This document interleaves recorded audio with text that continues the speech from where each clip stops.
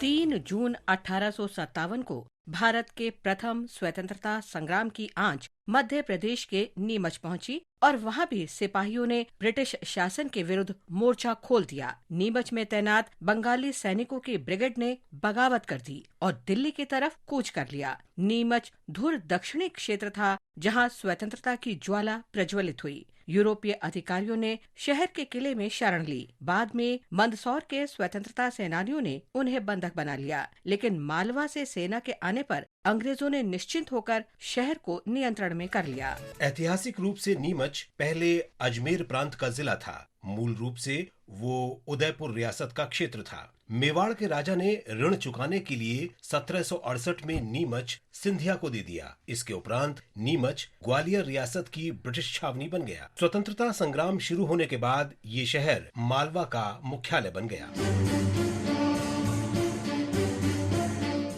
आज हम क्रांतिकारी स्वतंत्रता सेनानी अबनी नाथ मुखर्जी को भी याद कर रहे हैं। उनका जन्म 3 जून 1891 को मध्य प्रदेश के जबलपुर में हुआ था। महाविद्यालय में पढ़ाई के समय ही अबनी भारत में ब्रिटिश उपनिवेशवाद के विरुद्ध चलाए जा रहे क्रांतिकारी स्वतंत्रता आंदोलन से प्रेरित हुए। पढ़ाई पूरी करने के उपरांत अबनी ने भारत छोड़ दिया और विदेश में रह रहे भारतीय क्रांतिकारियों के संगठन में शामिल हो गए। उन्होंने जर्मनी और जापान में धन और हथियार एकत्र करने का कार्य संभाला और उसे भारतीय धरती पर उपनिवेशवाद का विरोध करने वाले क्रांतिकारियों तक पहुंचाना आरंभ कर दिया। 1912 में अबनी मुखर्जी भारत आ गए और उत्तर प्रदेश में क्रांतिकारी संगठन में शामिल होकर देश सेवा का कार्य जारी रखा। जापान से लौटते समय अंग्रेजों ने उन्हें सिंगापुर में गिरफ्तार कर लिया, लेकिन अबनी यूरोप जाने में सफल रहे और सुरेनकार, भूपेंद्र नाथ दत्त और मोहम्मद बरकतुल्लाह जैसे कॉमरेड की सहायता से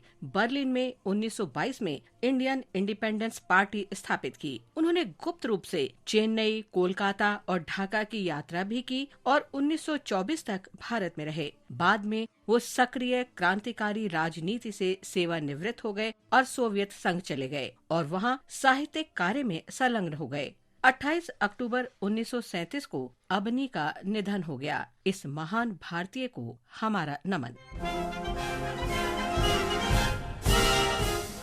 3 जून 1947 को भारत में अंतिम ब्रिटिश वायसराय माउंटबेटन ने 3 जून की योजना का प्रस्ताव दिया। इसे माउंटबेटन योजना भी कहा जाता है। उसमें विभाजन, स्वायत्तता, 2 नए राष्ट्रों की संप्रभुता और अपना संविधान बनाने के लिए उनके अधिकार के सिद्धांत शामिल थे। रियासतों को ये विकल्प दिया गया कि वे भारत या पाकिस्तान में से किसी एक में शामिल हो सकते हैं। द इंडियन इंडिपेंडेंस एक्ट 1947 के माध्यम से उस योजना पर कार्य आरंभ कर दिया गया। वो अधिनियम ब्रिटिश संसद में पारित किया गया और 18 जुलाई 1947 को उसे शाही स्वीकृति मिल गई। माउंटबेटन योजना के प्रावधानों के अनुसार ब्रिटिश भारत को 2 भागों में विभाजित किया जाना था, भारत और पाकिस्तान। 1946 में बनी संविधान सभा द्वारा तैयार संविधान पाकिस्तान पर लागू नहीं होगा और अपनी अलग संविधान सभा के प्रश्न का निर्णय पाकिस्तान स्वयं करेगा। रियासतों को स्वतंत्र बने रहना या भारत अथवा पाकिस्तान में विलय का विकल्प दिया गया। इन रियासतों पर ब्रिटिश आधिपत्य समाप्त कर दिया गया। दोनों देशों के बीच अंतर्राष्ट्रीय सीमाएं तय करने के लिए साइरिल रेडक्लिफ की अध्यक्षता में सीमा आयोग बनाया गया।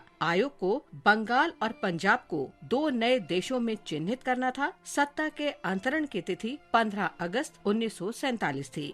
विभाजन के दुष्परिणाम आज भी दोनों देशों और उनके नागरिकों को भोगने पड़ रहे हैं।